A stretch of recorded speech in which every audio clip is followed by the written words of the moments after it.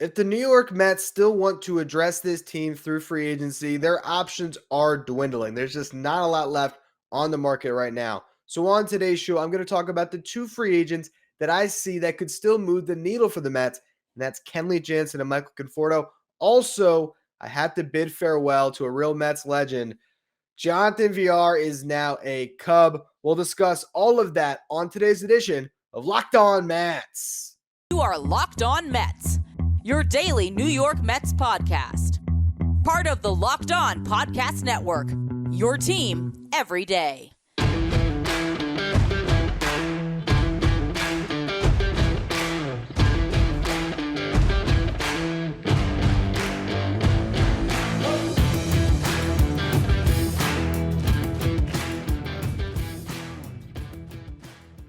Hello to all you amazing Mets fans. You're watching Locked On Mets, part of the Locked On Podcast Network, your team every day. I'm your host, Ryan Finkelstein. If you want to find any of my work, follow me on Twitter at FinkelsteinRyan. You can also find some of my writing at justbaseball.com, where I work as the managing editor. So today there was a couple of minor league signings that we should address at the top of the show here, though they really aren't that significant. You have Travis Jankowski signed with the Mets. He is an outfielder who posted a negative 32 OPS plus in 2020. I only bring that up because I don't think I've even seen that very often, where a player is so bad that their OPS plus is in the negatives. He was better in 2021, to give him credit. Not a bad bat to stash in Syracuse. I mean, but he doesn't have a lot of pop.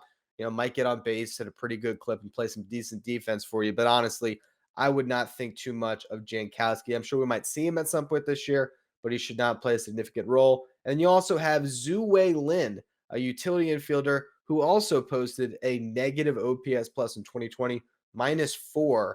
Also only played one MLB game last year. I got this stuck in my brain now that I said it, though. I said I had never seen a OPS plus in the negatives. And so now I'm curious what Cameron Maybin's OPS plus was for the Mets this year, because it had to be. And wow. No. I looked at total bases, not OPS plus. So I saw total bases, 1, because if you remember, he only got on base once. One total base in 33 plate appearances. Just dismal. And his OPS plus was -34. No shock that he decided to retire after this season. He had a good career, though. I don't want to knock Cameron Maybin too much on today's show. Now, with all that said, let's just go through the list of free agents that are left, because this is how you can see that right now, if you're a fan clamoring for more moves, there's not really any moves to be made. We'll move past the catcher position because we knew the whole offseason they weren't going to do anything, and there's really not much there anyway. But to just look at some potential signings, first base, Danny Santana, Todd Frazier, Albert Pujols. I don't see the Mets signing any of them.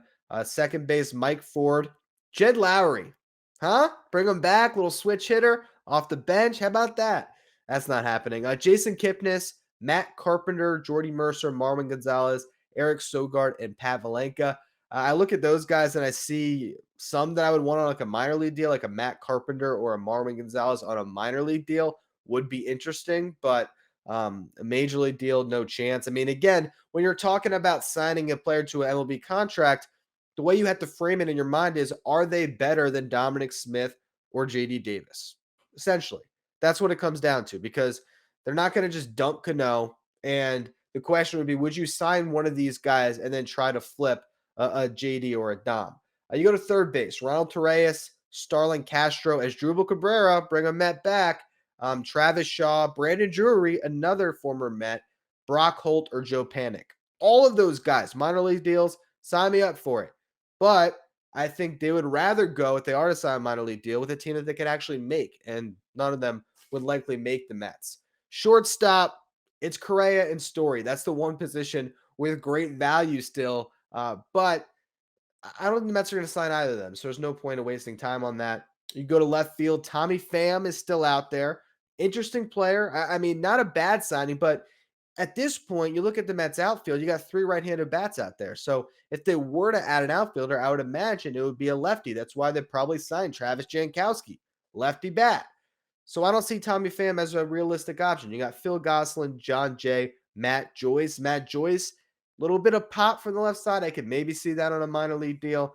You go to the center fielders, Brett Gardner, really the only MLB player I see on this list. And yes, this list includes Kevin Pillar. I apologize to you on that, but I don't see him signing a major league deal anywhere. Maybe he gets it. I just don't know. And certainly not with the Mets. Delano DeShields, Billy Hamilton, Juan Lagares, and Albert Amora Jr.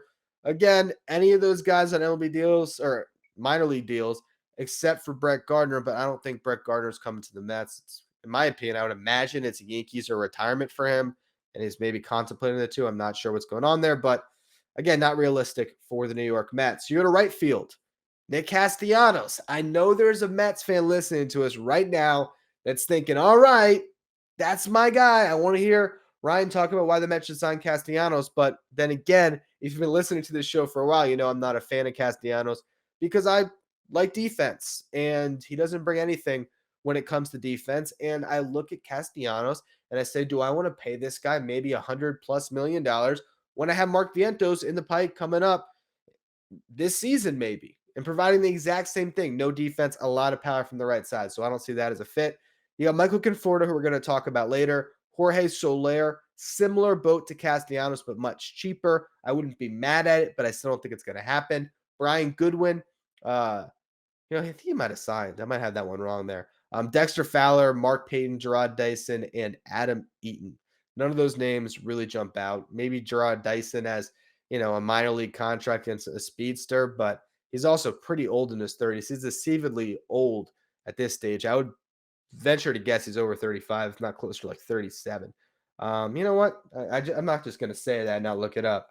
Let's see. Gerard Dyson, 37, spot on. How about that?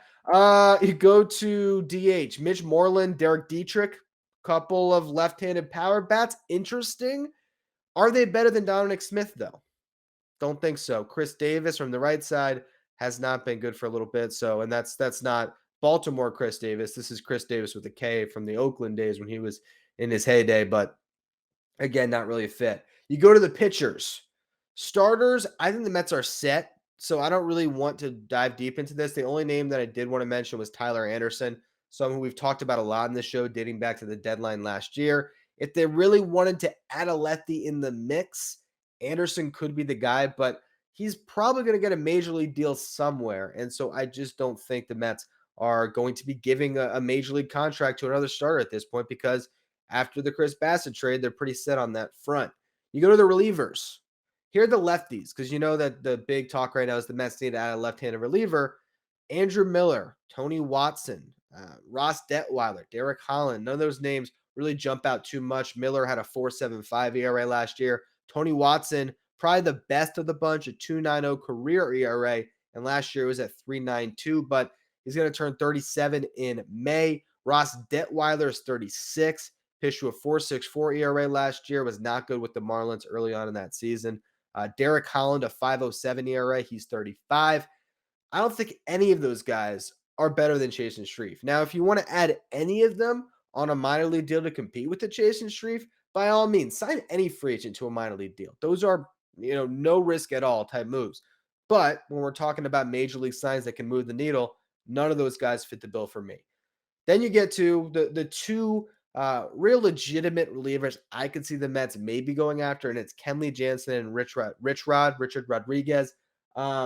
Rich Rod had a terrible run with the Braves, though, at the end of last season. So I don't know what you take from that. And then Jansen is the other name we're going to talk about today, because, again, as I go through that whole list, to me, it's Conforto and Jansen. If the Mets still want to spend to put their team over the top, if they've seen the Phillies add Schwarber and get a little bit better, and seen all the moves the Braves have made, bringing back Eddie Rosario and the Matt Olson trade, signing Colin McHugh in the bullpen, they've been doing a lot of nice things to help that roster, and they are the team to beat still because of the reigning World Series champs. If you're trying to spend more money to go over the top here, the two names you're going after, it's Kenley Jansen and Michael Conforto, and we'll talk about them a little bit more in just a minute. But first, I want to tell you about the best tasting protein bar ever, which, of course, is Built Bar.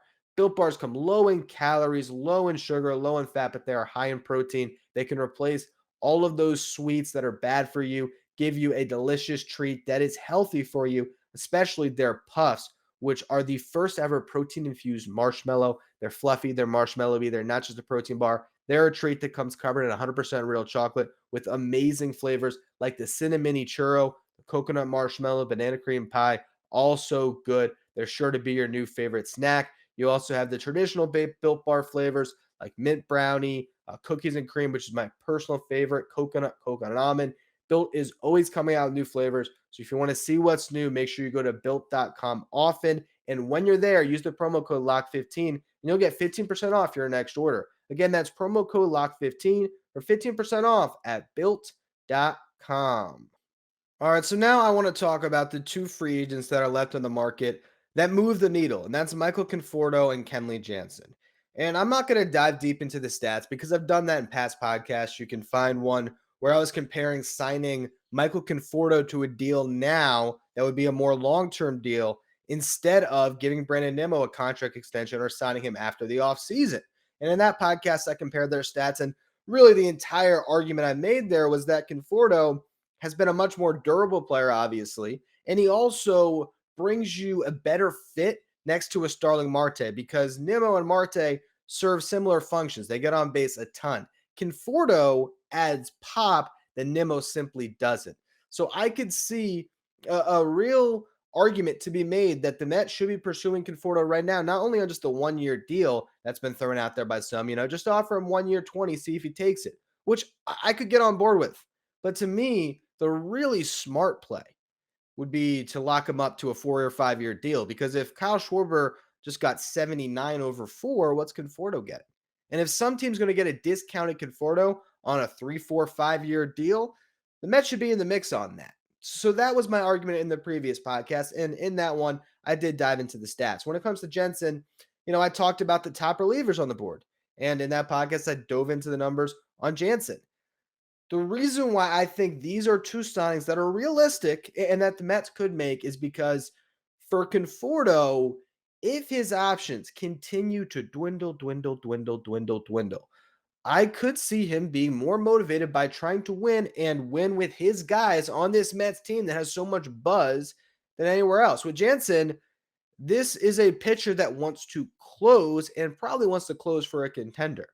If he's not going back to the Dodgers, where's he getting his money? Where's he getting a 4-year deal? And Steve Cohen is just crazy enough to give him maybe exactly what he just came off of, a 4-year deal. I think it was it 416 a year, if I'm not mistaken, was Jansen's last contract. And you can, or maybe it was a 5-year deal. I think it was 5, right? Yeah, 5 for 80, which comes out to 16 a year. I could see him getting that over a 4-year deal again, 16 million a year. But just maybe not getting 5 years this time. He's still really good. And Kenley Jansen, if you were to say one, you could have Conforto or Jansen. I just think Jansen is probably more realistic because I just think the Mets do really value getting that comp pick back for Michael Conforto. I was just talking to somebody on the comments on Twitter today where they were saying, if you're going to give up a comp pick on Conforto, why not sign Trevor Story? The difference is with Conforto, you're just getting a pick back. With Story, not only do you not get a pick back, you're giving away a pick. I guess theoretically, if you sign a Story instead of a Conforto, it would still be the same amount of picks, but you're talking about the comp pick you're going to get back for Conforto is in the 30s. It's going to be in that round. It actually depends because if Conforto signs a 1-year deal, that'll be your comp B round, which might be 50s, 60s. It's not going to be that significant of a pick. I think the Mets pick for Syndergaard is 50. So it would be something in that range. Trevor Story, if you were to sign a free agent like that, if you were to sign Story or if you were going to sign Correa, you had to give up the 14th pick in the draft, the Mets' first-round pick this year. So that's why Story is off the table. A Conforto could happen, but I still think the Mets want that pick too. I think they want all the picks they can get. If they're able to get a pick for Conforto, I think that's 6 picks in the top 100 of this draft. That's huge for this farm system. Jansen is just straight cash, and it fills a huge role. We've talked all off season. They have to address the bullpen. Right now, they're addressing on the bullpen as Adam Ottavino and Chasen Shreve, which I think could be fine. The Mets were to roll into this season with Edwin Diaz, Trevor May, Miguel Castro, Seth Lugo, Drew Smith, Adam Ottavino, and Chasen Shreve, and then a long man like a Trevor Williams, or even, if they decide to put Tyler McGill in that type of a role. This bullpen can still be very good, but a great bullpen has Jansen in it. A great bullpen pushes Diaz out of that closer role that he has been so to call him average when he's as dominant as he is. He's been so uneasy, uncertain. You don't know what you're going to get when Diaz goes out there. The confidence is not there. A Jansen alleviates all of that, a proven closer. So to me, Jansen is the one signing. I'm still waiting on pins and needles to see if the Mets can pull that off. And when he signs elsewhere, if he signs elsewhere, that's going to be the only one that will disappoint me a little bit. And we haven't even seen any connection to Kenley Jansen, but it just feels like the type of move that Steve Cohen could okay in an instant. Say, you know what? Let's just get him. Let's get that arm that'll put our bullpen over the top. And that's what he would do for this team. Conforto would be a wise addition in that it would give you a left-handed power bat, which is exactly what the Mets need, who's comfortable in New York. It would give you 4 above-average starting outfielders. One of them would become the DH. Suddenly, those DH at-bats are even more at a premium, with Canna factoring in as well, likely, because I would imagine your starting outfield suddenly might not even have Canna in it. It might be Conforto in right, Marte in center, Nimmo in left, and Canna as the DH. I mean, it's a loaded team, but I don't think that you have to do that. Whereas I think that the Jansen move would serve a little bit of a bigger need. Regardless, though, the huge news of the day that I'm heartbroken. I'm absolutely heartbroken. My guy, Jonathan Villar, now officially no longer a New York Met. We're going to talk about that in a minute, and I'm just going to try to figure out who could potentially be the next Jonathan Villar that can replace this void in my heart. Before we get into that, though, it is that time of year again. College basketball's tournament is finally upon us. From all the latest odds, contests, and player props, BetOnline.net is the number one source for all of your sports betting needs and info. BetOnline remains the best spot for all of your sports scores, podcasts, and news this season. And it's not just basketball. BetOnline is your continued source for all of your sports wagering information needs, including live betting and your favorite Vegas casino games. Head to the website or use your mobile device to learn more about the trends in the action. BetOnline, where the game starts. Are you ready to discover your purpose and leave an impact wherever you go? Mission Possible, written and read by New York Times bestselling author and athlete Tim Tebow, encourages you to find your inspiration, pursue your purpose, and create a life for yourself that counts. Ignite a new spark in your life through this new inspirational listen. Mission Possible by Tim Tebow is available everywhere audiobooks are sold. All right, let's get down to it. Jonathan Villar, no longer a Met, signs with the Chicago Cubs, $6 million deal. Now teammates once again with not only Marcus Stroman, but Robert Gazelman signing a minor league deal with the Cubbies. Jonathan Villar was a special player. I'd say maybe at this point he's the number one player in Locked On Mets history. I said it. Because there's never been a bit that has gone on longer than this quote-unquote love affair I've had with Jonathan Villar. For those of you who've been around since the beginning of last season, you might remember that I hated the Jonathan Villar signing. I was all against it. I don't know why you were signing Villar, because I viewed it as someone who's going to directly take playing time away from Louis Guillorme. And he kind of did, but more because Guillorme wasn't able to play because he was hurt so much. And then Villar basically, played himself into a starting role for the Mets. And I mean, you can make a very easy argument that outside of Pete Alonso and Francisco Lindor, Jonathan Villar was the third best position player on the Mets last year. And I did not see it coming. And really, I think that the big starting point of this beef into love affair that we had on Locked On Mets was there was a game in April, I assume, against the Phillies where the Mets just got killed. And Jonathan Villar almost hit for the cycle. He put up these huge numbers. And I went on a tirade that night where I basically said, this is who he is. He's an empty calories stats guy. He was on the Orioles in his best season where he led the league in the steals with 50 stolen bases or something crazy with 20 plus home runs. Maybe it was even 30 home runs. He had that insane year in 2019 with Baltimore, but he was, the leadoff hitter every single day for a team that lost over 100 games. That was just a terrible team. And that's who I thought he was as a player. And everything I heard about Villar coming in was, bad clubhouse guy, worst base runner you're ever going to see, which I think still did prove to be true. But he was good for the Mets. He was, and those base running blunders were tough, but he also stole some runs on the bases, and he had moments. And the thing I'll say about Jonathan Villar, this is a good signing for the Cubs because it gives you a player that on a team who is not really going to be vying for a World Series this year. Jonathan Villar is the type of player you can plug in to any lineup, and he'll win you a game. There'll be a day where some 7-year-old Cubs fan is going to go to the ballpark and think Jonathan Villar is the best baseball player on the planet because he can be a 5-tool player for a game. He can have a game where he makes a flashy play at third base or hell, even shortstop if he has to play there at times. He can hit a home run. He can steal 2 bases. Like he can do a bunch of things on the field. And then still, despite all of that, I think the Mets are going to be a better team without him. I just do. I think that they will be a better team without him. But forever, because my listeners wanted me to get this, we got this Jonathan Villar jersey that is just going to hold a special place in the back of my closet for all time. You know what? I'm the type that I'll wear a Jonathan Villar jersey to a Mets game, ironically. So I imagine I will wear this puppy again. That's an expensive jersey. I got to be honest. I dropped over $100 on that. That's the real thing. That's the certified MLB jersey. And Villar earned that level of respect from me. It was like an apology for my bad take, and he made me eat my words, which leads me to ask, who will make me eat my words this season? And I'm not talking about me having higher expectations for a player, me saying that Jeff McNeil is going to have a bounce back year and he doesn't. Who am I going to rag on that's going to come through and be big for the Mets? Right now, I look at this roster and I don't know because there's so many players that I believe in on this team. You know who could be? James McCann.